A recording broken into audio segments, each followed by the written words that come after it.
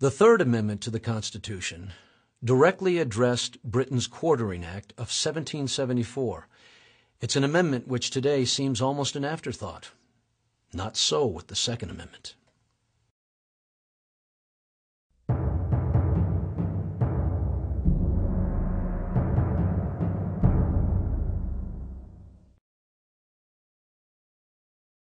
The notion of a militia, of a citizen army, goes back more than 1,000 years to England's 9th century king, Alfred the Great.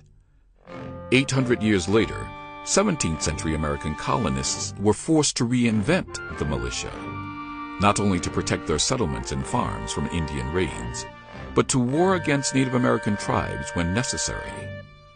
Indeed, Massachusetts Bay Colony established the first organized militia in 1636. Eventually, all the colonies followed suit. During the 18th century, militia were raised to fight the Spanish and French in Queen Anne's War and King George's War. Then from 1756 to 1763, American militiamen fought alongside English soldiers in the French and Indian War. But the American militia reached its pinnacle during the Revolutionary War.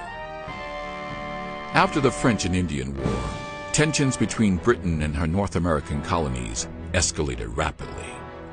Samuel Adams's Sons of Liberty, originally founded to protest the Stamp Act of 1765, changed tactics and incited mobs to attack customs inspectors and tax collectors.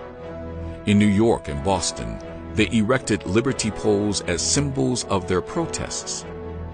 In almost game-like fashion, British troops tore them down. Then on March 5, 1770, these brawls turned deadly. An angry mob looking for trouble descended upon troops guarding the customs house in Boston. The citizens threw oyster shells and sticks at the nervous troops, daring them to fire. The scared soldiers disobeyed orders and fired unexpectedly into the crowd. By the time a British officer stopped the shooting, 5 Americans were dead. Paul Revere immortalized the event in his famous woodcut, The Boston Massacre. By now, America and Britain were headed irrevocably toward war. It was only a question of when. It was fitting that Massachusetts, home of the first colonial militia, would be where the Revolutionary War began. Here, in September 1774, the townspeople of Concord formed the first Minuteman Company. The Minutemen were charged to stand at a minute's warning in case of alarm. Other towns followed suit, and very soon there were several companies of men who vowed to be ready to fight at a minute's notice. Though these companies had their own officers and men, they were still part of the Massachusetts militia. Then on April 19, 1775, these brave farmers and townsmen got the call. British troops were marching towards Concord to disarm the Sons of Liberty and take away their rifles. On that spring morning, 70 American Minutemen answered the call and gathered at Lexington to meet British troops marching from Boston. Greatly outnumbered, the Americans were quickly routed. 10 colonists were killed and 9 wounded. So began the first battle of the American Revolutionary War, a battle that continued at Concord where nearly 1,000 militiamen met British soldiers. Fighting Indian style, the Americans pursued the British back to Boston. By the time the fighting ended, 273 British troops and 95 Americans had died, and the war had begun in earnest. For the next 6 years, the state's militia and the American Army battled British troops to final victory at Yorktown. The war was over. But the framers of the Constitution understood that the necessity for an army and militia was not. As a result, the Second Amendment of the Constitution addressed this critical need that had been a part of settlement in North America since the founding of the first colonies. Second Amendment. A well-regulated militia being necessary to the security of a free state, the right of the people to keep and bear arms shall not be infringed.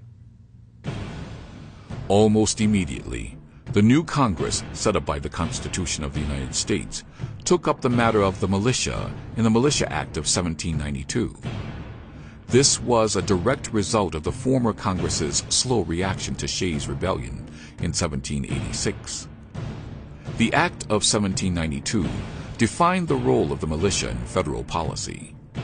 The President could call out the militia in times of national emergency. All able-bodied men aged 18 to 45 were required to serve in the militia. They had to provide their own arms and participate in annual musters. The act also called for these militias to be organized in standard divisions, brigades, regiments, battalions, and companies. This act and the Second Amendment were largely the result of the founders' fear of a large standing army that could become a tool for a tyrannical abuse of power. Throughout the 19th century, this approach served the nation well. The regular army remained, but the militia provided most of the troops in the War of 1812, the Mexican-American War, during the early stages of the Civil War and the Spanish-American War. Then in 1903, the Dick Act replaced the 1792 Militia Act and created the National Guard as the Army's primary organized reserve. In the second half of the 20th century, a vigorous debate began over the framers' intent for the Second Amendment. Some Americans thought the Second Amendment irrelevant in a country where there was no longer a hostile frontier. That vast numbers of handguns, rifles, and even assault rifles that existed in America's cities, towns, and farms were a threat to the safety and welfare of its citizens. Others, such as the National Rifle Association, believed that this right was one of the most fundamental to the preservation of freedom and democracy. The NRA has spent millions annually lobbying members of Congress to protect the right of all Americans to keep and bear arms. And in some states, citizens created their own private militias, training as weekend soldiers to protect their homes and families, not necessarily from an external enemy, but the government itself. The U.S. Supreme Court could easily end the debate, but has made only one decision. Yet the court's ruling in the 1939 case, U.S. v. Miller, which dealt with the interstate transport of a double-barreled sawed-off shotgun, was ambiguous. Justice McReynolds, writing for the court, seemed to be saying that the right of the individual to bear arms was limited to the arms a militia might have. Yet at the same time, he seemed to be saying that the amendment did not guarantee the right to possess firearms to individuals. Since then, the Supreme Court has ducked the issue of the rights of a gun-toting citizenry. However, in Dallas, Texas, in the 2001 case of U.S. versus Emerson, the Fifth Circuit Court of Appeals delivered an opinion that the Second Amendment does guarantee individuals, not just members of the militias, the right to possess arms.